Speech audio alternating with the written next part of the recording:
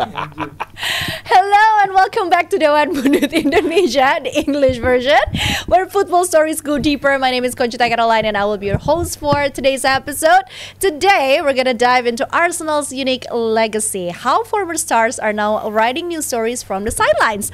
We have Jack Wilshire at Norwich to Aaron Ramsey at Cardiff, and of course, we're going to talk about a lot of other things from the world of football. Here with us at the studio, we have Firzi Idris and Adiani. Hello, hello. Hola, hola. Just the three of us today. Happy holidays, Kiko and Kiko, Rico. yeah. Happy holidays. Happy to you, holidays. pal. Enjoy Have enjoy fun. Japan. Japan. Where is he? Yeah, In Japan. I think In Japan, Japan. yeah. You globetrotter, you. You global trotter, yeah. Yeah, once in Azerbaijan, now Yeah. in Japan. Right, yeah. He talked about Azerbaijan, but going to Japan instead. So that was a bit That was confusing. bit- But anyway, let's talk about Arsenal. When you see this new wave of ex-Arsenal players becoming coaches, what's the first thing that comes to your mind, Adi? A certain brand of football is expected from former players of Arsenal becoming managers. Maybe the Arsène Wenger way, which is an The Arsenal unbelievable way. The Yeah. Arsenal way of playing football. Expensive, quick wingers. You have goal scorers galore, and the one player that's significant in Arsene's system is the likes of Dennis Bergkamp, the likes of Cesc Fàbregas. Top quality, stylish players that can entertain you. That's the first thing that you can take from Arsène Wenger's system is to entertain. And when you think about Highbury and that tight pitch, it was just perfect. And then you have Thierry Henry, you have Patrick Vieira. It adds the steel and flair to the style of Arsène Wenger. And so it's amazing now that Fabregas is doing very well in Como, and Mikel Arteta, of course, doing ever so brilliantly for Arsenal. So yeah, it's not a shock. Patrick Vieira even in Serie A now. So it's.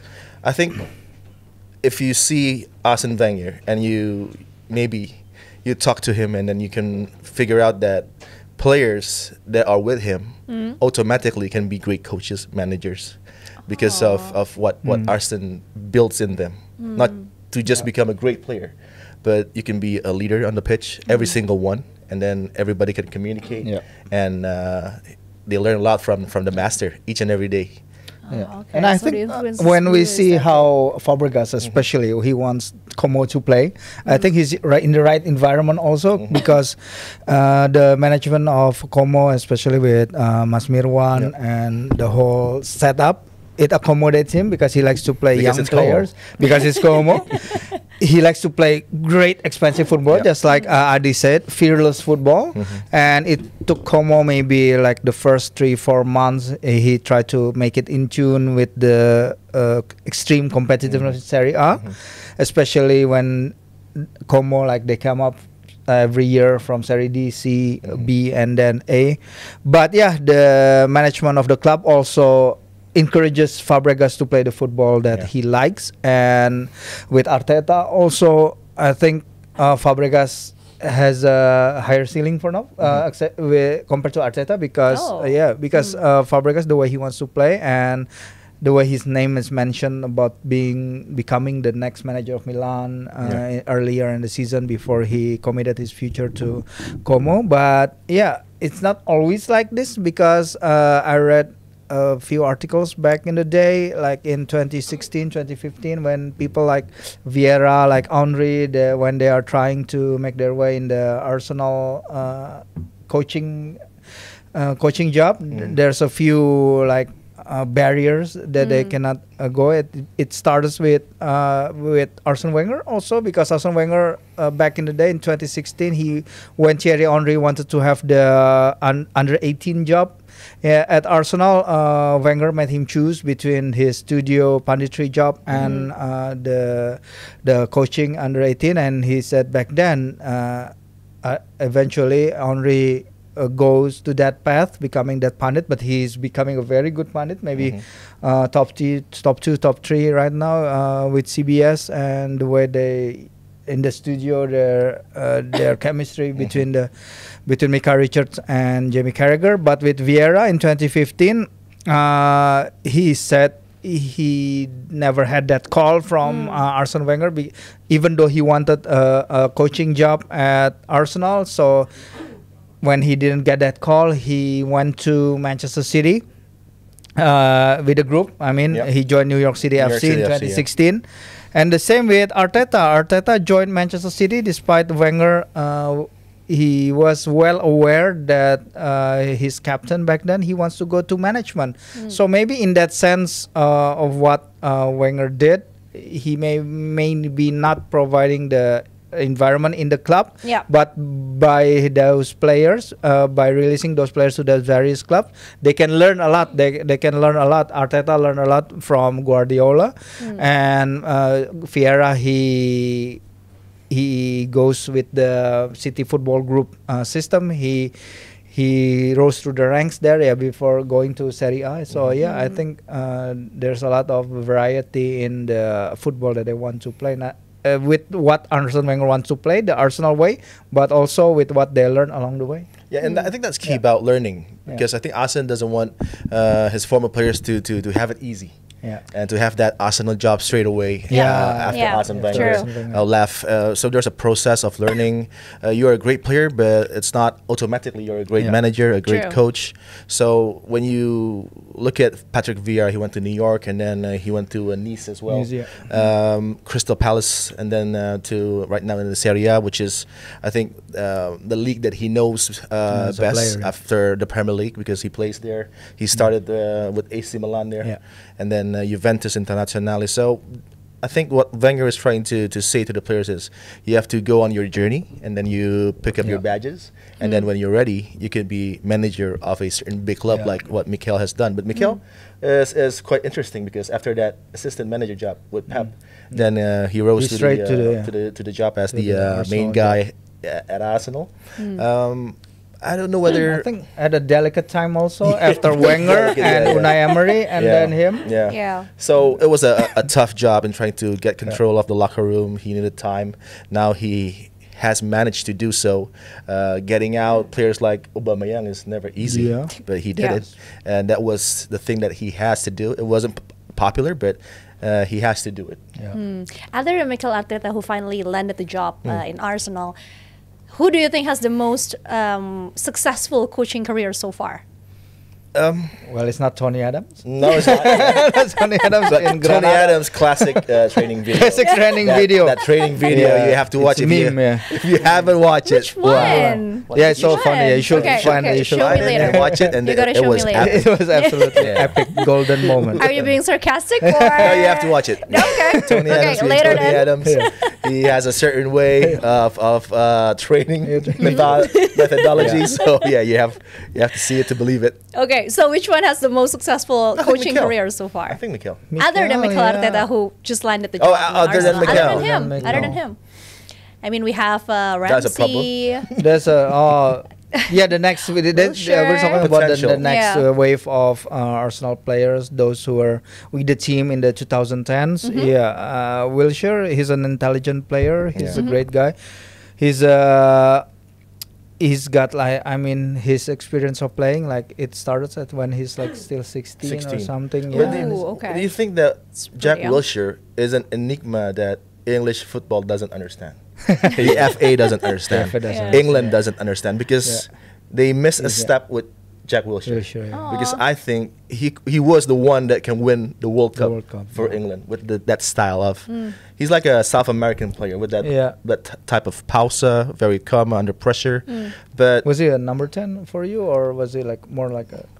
I like him to be that number 10. But he was so flexible. He has that vision. The skill set was complete, but England managers comes and goes, but never has the opportunity to get Wilshire into a perfect spot in that England side to take them all the way to win the World Cup. Do you think that early promise that's been showing with Wilshire translated well in his success as a player turned coach now? I think he works well with the kids. He works well with the young players. Young players go on board with him very quickly. He knows the language, and he knows the feeling of not fulfilling your dream and your talent. as a It's kinda great sad player too. like Yeah, Wilshire is. Yeah, and he took the under 18s to the FA Youth Cup, Yeah. to the FA Youth Cup final last year, even though they didn't win it. But yeah, he left this job to go to he left the under 18s job to go to Norwich, and yeah, I think he can. Yeah, but you know, in England, like the atmosphere is very different than It is. compares to what. Yeah, Fabregas is finding it hard also, but he has this idea of a way of playing that is supported well by the club, and we want that Arsenal fans, or I'm sure wants Wilshire and also Aaron Ramsey to succeed, because Ramsey now is in his boyhood club, the club where he spent It's 8 a years caretaker? as a caretaker Yeah, until the end of the season, and they will meet. Both of them will meet, because I think it's the last penultimate game or the last game where they both Cardiff will meet Norwich City in the championship. Yeah, with Ramsey spending his entire development in Cardiff City and even play for them, I think, in the 2008 FA Cup or League Cup final, I forgot. But yeah, this is a good environment also for him to succeed. So yeah, I think we can wish both of them luck. Do you think the fact that, as you said, Ramsey return to Cardiff has a very emotional age to it for the fans, has anything to do with his success now as a coach? The new caretaker, new caretaker, what is it? A jump that happens when you just enter a certain job where you know the fans are behind you. They're very supportive of Ramsey because he's one of their own. So that's something that he needs to keep on board all the time. The likes of Mikel was one of Arsenal's best player in that midfield. So there's that respect coming in mutual from the fans, from the stands. That's why the connection was automatically there when he came into the club, and it was something that was missing. Maybe under Unai Emery, it wasn't that the harmony especially between the crowd and the, his and the team. connection with Edu also at the upper level of management. Yeah, that's an important part also, how you work with the upper levels in the club. So hopefully Aaron can have it with Cardiff, but we know Cardiff City is not really hard. It's not the ownership easy. is The different. ownership is very You can change your jersey. You don't the care color about of history. the jersey. Yeah. Right. So final thoughts. Is this just the beginning of a wider Arsenal coaching tree? No, like the way no. we talk about Ferguson or Guardiola tree?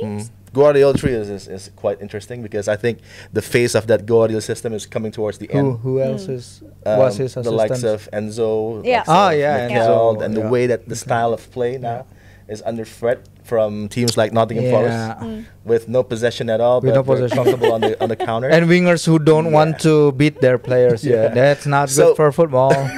But for Arsenal, right now, I think there's a couple of more future manager in there. Jorginho, for instance, I think is going to be a great Jorginho, manager. you think?